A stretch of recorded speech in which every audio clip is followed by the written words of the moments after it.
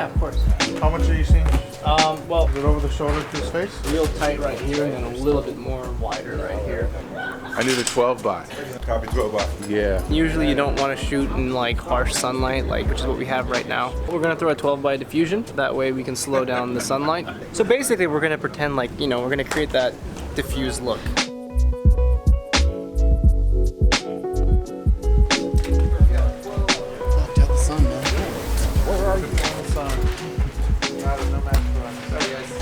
That's not gonna work.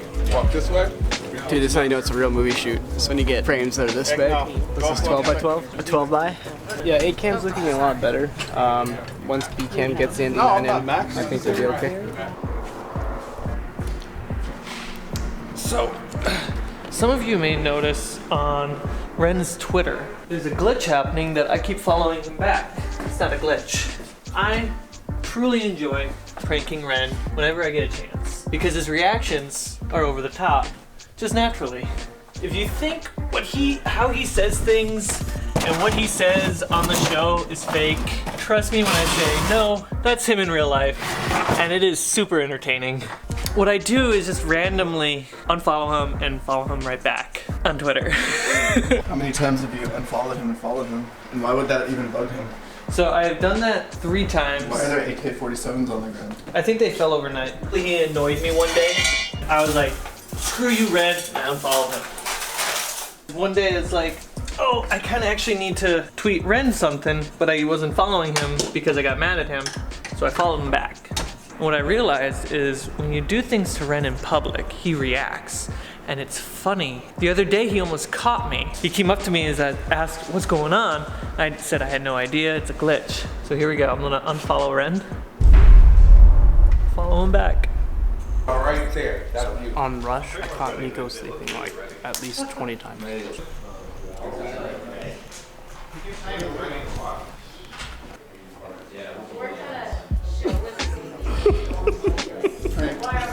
Nico, the way you looked up was perfect.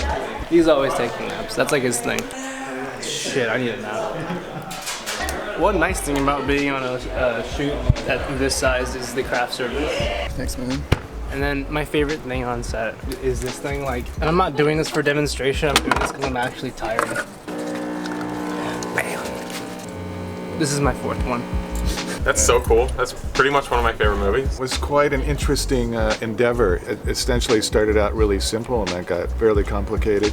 Matt and Trey, of course, did all the voices. Originally, they were going to pre-record all the dialogue for the next day, go home.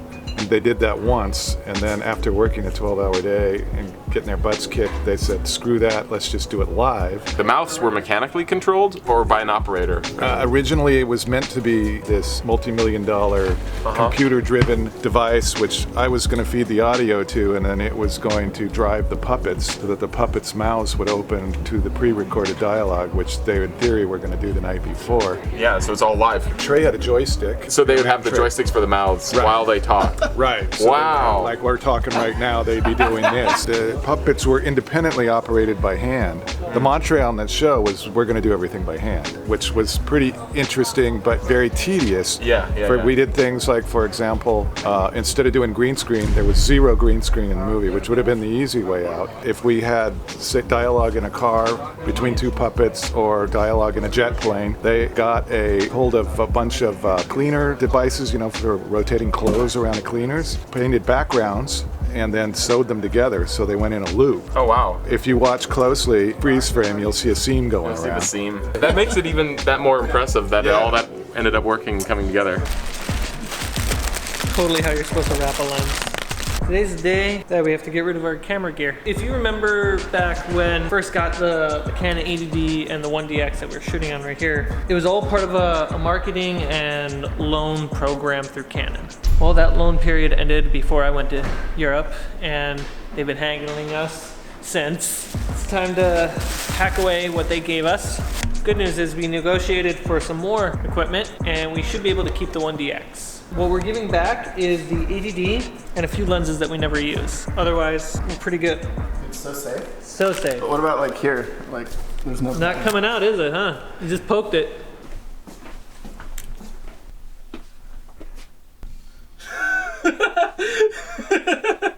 You asked me earlier, anything interesting in the bathroom? I was like, no. Inside, I was like, oh God, oh God. Okay. I don't like this game of hide and seek. Hot, cold? Cold. Scene 321. Take 1. AB comment.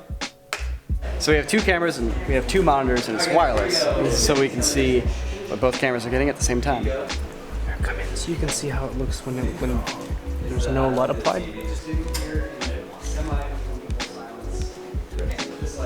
we go, ready and action.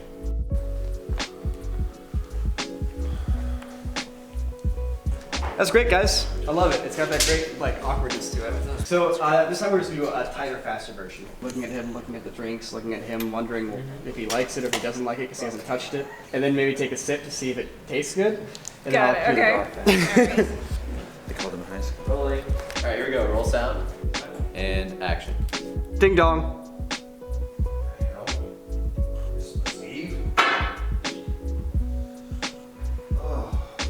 Cut. Cut. Great. Nice. That was great. Warm. You get 1 more temperature. That's it. She said I was warm.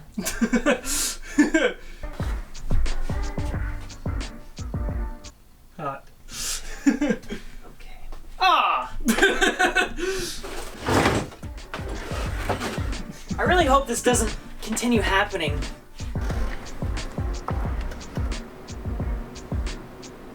Now we wait.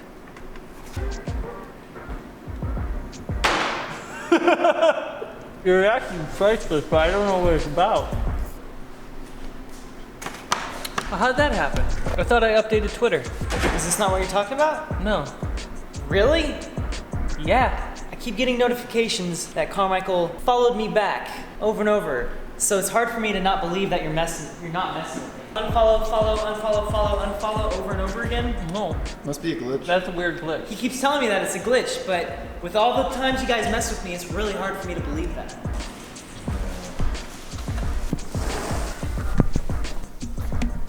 Hey Sam. Yo, what up? So we got you here for a little bit. What have you learned from doing Lifeline so far?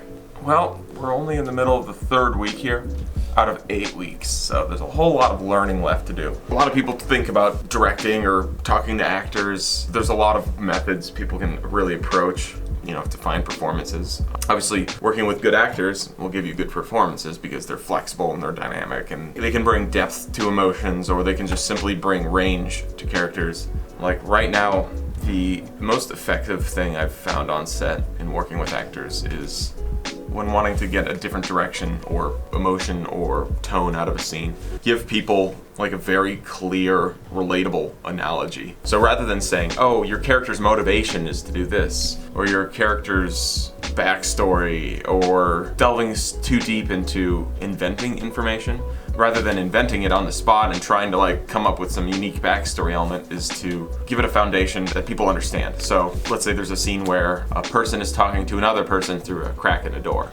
You can say, all right, well, deliver the scene like you feel really sorry for this person and you wish that you could do something about it. So obviously that'll give you one performance, but then the other one is saying, imagine there's a monster creeping around the house right behind you and it's making you really, really nervous. You have to make sure it doesn't find you, A note like that paints a very clear picture of how one should be acting. Now, obviously, that direction, that monster analogy would work great for a monster movie, but when you start combining that with a scene that has nothing to do with monsters, you start to actually create a really interesting and unique performance. You're taking subject matter and a context that have nothing to do with each other and smushing them together. That's really the biggest thing I've found so far, is just create really simple, relatable foundations. Moments in other movies, moments in other things people could be familiar with, stories, using that familiarity to create a performance. Other than that, you got a late night. It's always late nights these days. So. Next week's gonna be different. Yeah, it's gonna be better. Yeah, because I'm not gonna be on set as much.